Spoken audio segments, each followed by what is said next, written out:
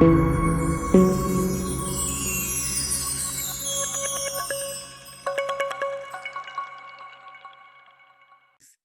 voulais vous montrer ce document, les cahiers de l'Évangile, sagesse de l'Évangile, document Bible.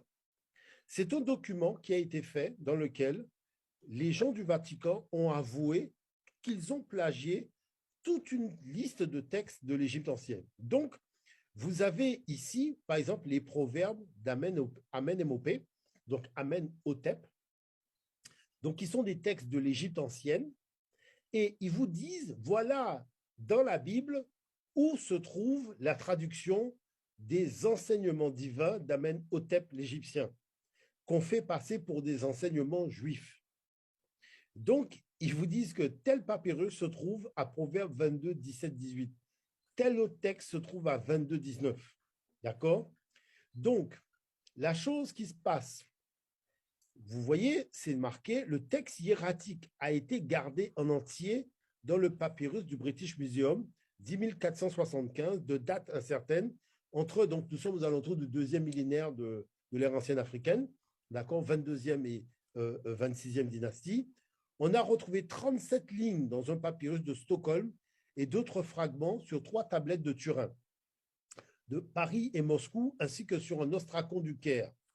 Si l'on accepte avant Jean Cerny de dater ce dernier de la 19e dynastie, la composition de l'œuvre pourrait remonter plus haut que la période ramesside, soit aux environs de 1400 de l'ère ancienne africaine. Vous voyez, il est donc peu probable que l'enseignement d'Amenhotep ait subi l'influence de plusieurs proverbes bibliques. C'est-à-dire, qu'est-ce qu'ils disent là, les chercheurs? Ils disent qu'il y a manifestement une correspondance de textes. Est-ce que c'est l'auteur égyptien qui aurait copié sur l'auteur juif ou est-ce que c'est l'auteur juif qui aurait copié sur l'auteur égyptien? Bon, cette question elle est ridicule parce que l'auteur égyptien a vécu 1000 ans, vous voyez, au minimum 1000 ans avant le rédacteur juif. Donc, c'est le rédacteur juif qui a copié sur le texte de l'Africain, du grand sage africain qui est Amenhotep. Je pourrais vous montrer d'autres documents là-dessus, mais le but du jeu, c'est d'avancer. Donc, vous voyez, par exemple, ici, toujours dans le document, quand vous prenez l'hymne d'Akhenaton, donc Akhenaton, donc, qui est l'hymne qu'il a fait pour Aton, donc le nom de Dieu à cette époque était Aton, vous prenez le psaume 104 de la Bible et vous avez le même texte. Regardez, lorsque tu te couches, la terre est dans l'obscurité, comme si elle était morte. Tu amènes les ténèbres et il fait nuit.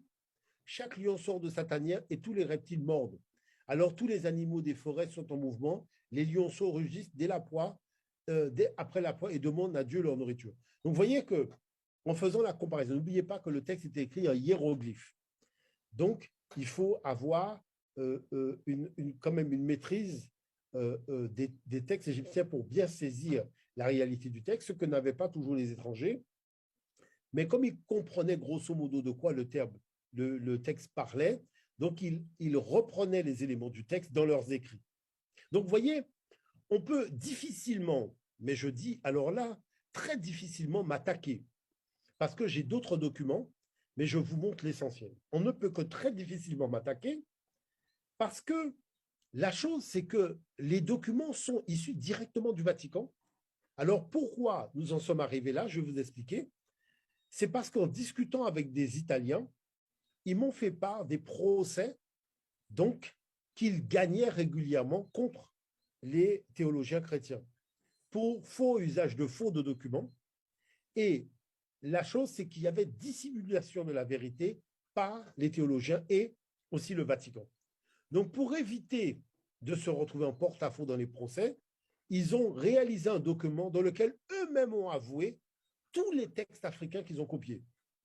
Mais il n'y a pas de communication pour faire savoir que cet ouvrage-là existe. Donc, c'est pour cette raison qu'on ne peut plus leur dire qu'ils cachent la vérité parce qu'ils ont fait un ouvrage qui reprend tous les éléments, mais cet ouvrage ne fait l'objet d'aucune campagne de communication. Donc, vous n'êtes pas au courant de l'existence de ce document. Donc, maintenant, si on prend, alors regardez les choses parce que c'est intéressant, si on prend maintenant la généalogie de certains textes clés. En 2700, vous avez un hymne à Ptah. Gloire à toi, ô Ptah. Donc, Ptah, c'est le nom de Dieu, dans le sens du créateur, puisque le verbe pte, en égyptien ancien, c'est le verbe créer. Donc, quand on appelle Dieu Ptah, c'est-à-dire qu'on l'appelle tout simplement le créateur. Il est l'unique, il n'y en a pas d'autre à part lui. Bon, vous descendez à l'époque d'Aton, donc d'Akhenaton, en 1250 de l'ère ancienne africaine, et vous avez ce texte, Necherwa Nenkieri Tepouef, qui est ô Dieu unique qui n'a point d'autre au-dessus de lui. Vous vous retrouvez au 1er siècle dans la Bible, Marc 12, 32, le scribe lui dit, bien maître, tu as dit avec vérité que Dieu est unique, il n'y a point d'autre à part lui.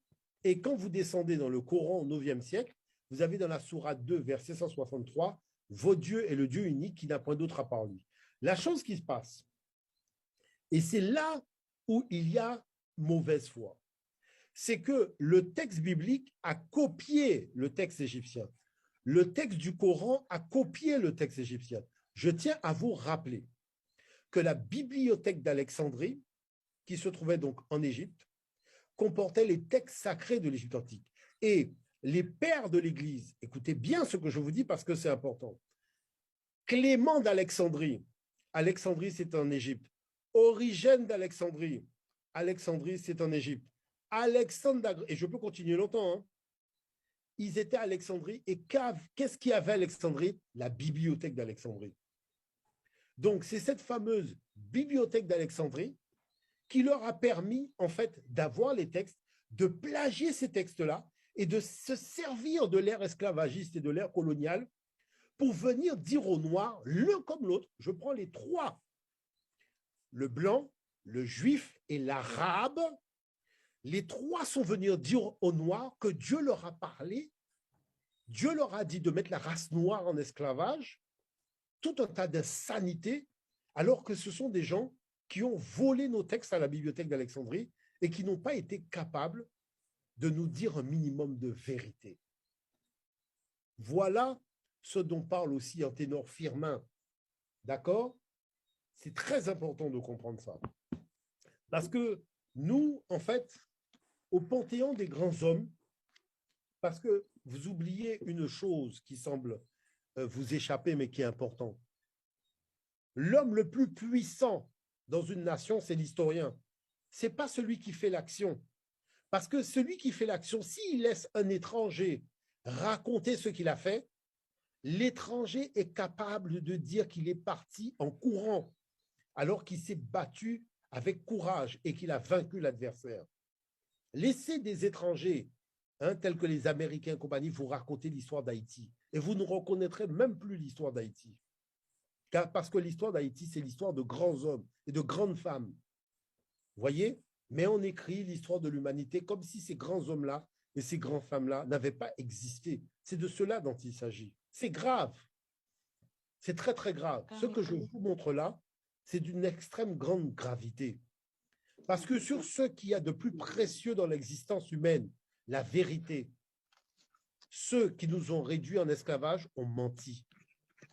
Voilà la réalité. Il y a un mensonge éhonté dans tous ces textes sacrés-là. Et je vais vous dire une chose qui est encore plus grave. Je suis allé à la télévision avec la Bible Tome. J'ai lu la Bible Tome à la télévision. J'ai fait une photo qui a été diffusée. 4 mois après, les Bibles Tomes ont été enlevées du continent africain, remplacées par une autre Bible, dans laquelle on a enlevé le passage que j'avais lu à la télévision. Vous voyez? Et ce sont les jeunes en Afrique qui m'ont appelé pour me dire, mais ils ont récupéré le document, mais ils ne voient pas le passage. Je leur dis, le passage est la page 21. Ils vont à la page 21, il n'y a plus le passage. Il a été enlevé. Et les éditions que je vous montre étaient imprimées au Canada. Les nouvelles éditions ont été reprises par la France, ont été imprimées en France. Donc ça, c'est important de comprendre tout ça.